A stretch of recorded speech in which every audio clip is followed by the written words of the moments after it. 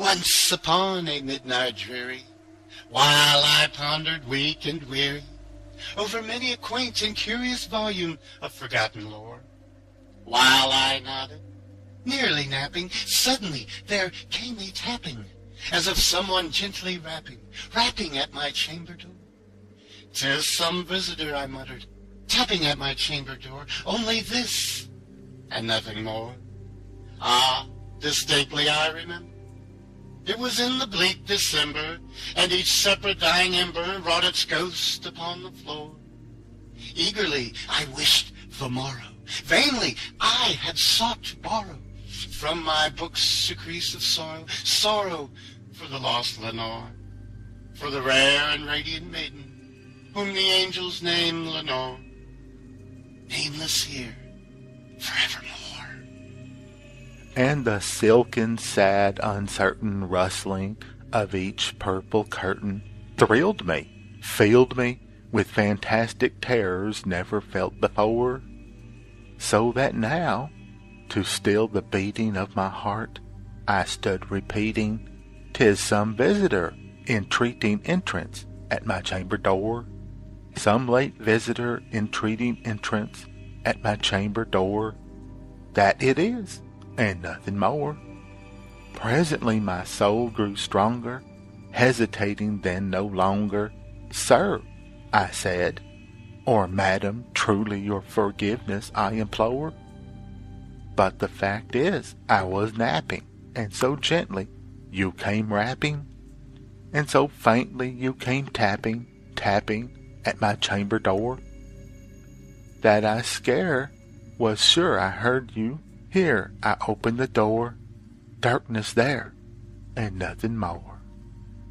Deep into the darkness peering, long I stood there, wondering, fearing, doubting, dreaming dreams no mortals ever dared to dream before. But the silence was unbroken, and the stillness gave no token, and the only word there spoken was the whispered word, "Lenore." This I whispered, and an echo murmured back the word, "Lenore." Merely this, and nothing more. Back into the chamber turning, all my soul within me burning, soon again I heard a tapping, something louder than before. "Surely," said I, "surely that is something at my window lattice. Let me see then what thread it is, and the mystery explore. Let my heart be still a moment, and this mystery explore. 'Tis the wind, and nothing more." Open here I flung the shutter when, with many a flirt and flutter, in there stepped a stately raven of saintly days of yore. Not the least obeisance he made, not a minute stopped or stayed he, but with mien of lord or lady perched above my chamber door, perched upon the bust of Pallas just above my chamber door, perched and sat, and nothing more. Then this ebony bird beguiling my sad fancy into smiling, by the grave and stern decorum the countenance it wore. "Though my crust be thorn and savin now," I said, "art sure no craven, ghastly grim, and ancient raven, wandering from the nightly shore? Tell me what the lordly name is on the night's Plutonian shore." Quoth the raven, "Nevermore." Much I marveled this ungainly fowl to hear discourse so plainly, though its answer little meaning, little relevancy bore. For we cannot help agreeing that no living human being ever yet was blessed with seeing bird above his chamber door, bird or beast upon the sculptured bust above his chamber door, with such a name as Nevermore. But the raven, sitting lonely on that placid bust, spoke only that one word, as if his soul in that one word he did outpour. Nothing further than he uttered, not a feather than he fluttered, till I scarcely more than muttered, other friends have flown before. On the morrow he will leave me, as my hopes have flown before. Quoth the bird, nevermore. Startled at the stillness broken by reply so aptly spoken, doubtless, said I, what it utters is its only stock and store, caught from some unhappy master, whom unmerciful disaster followed fast and followed faster, till his songs one burden bore, till the dirges of his hope that melancholy burden bore, of never, nevermore.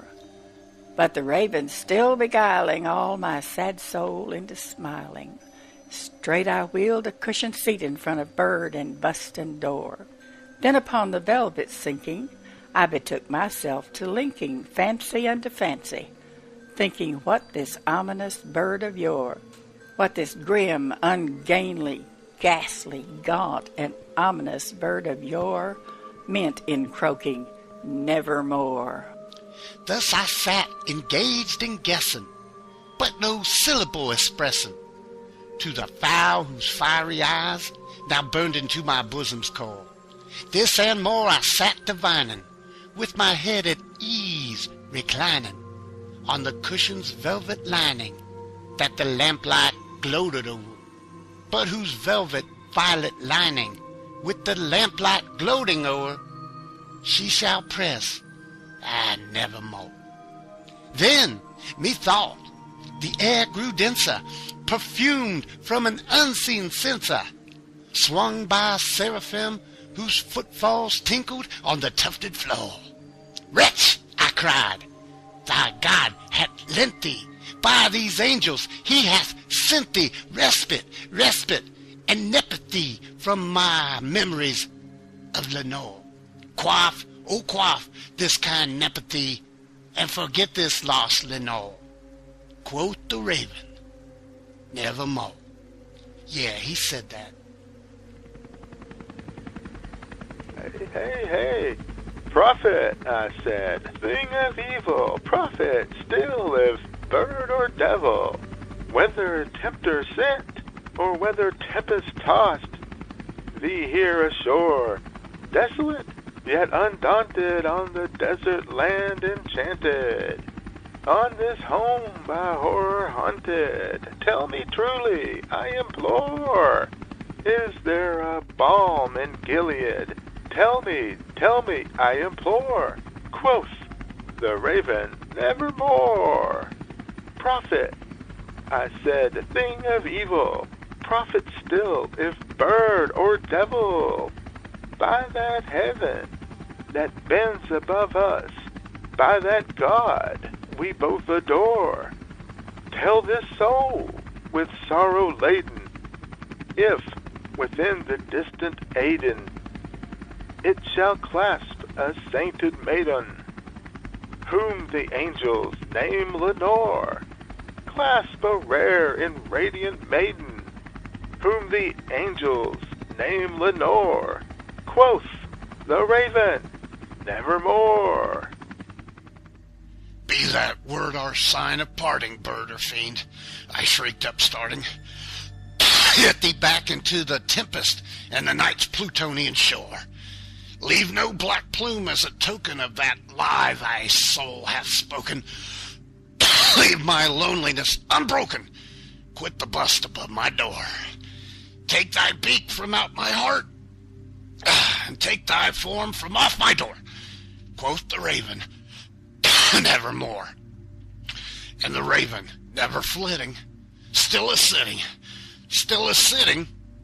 on the pallid bust of Pallas, just above my chamber door, and his eyes have all the seeming of a demon's that is dreaming, and the lamplight o'er him streaming throws his shadow on the floor, and my soul from out that shadow that lies floating on the floor shall be lifted nevermore.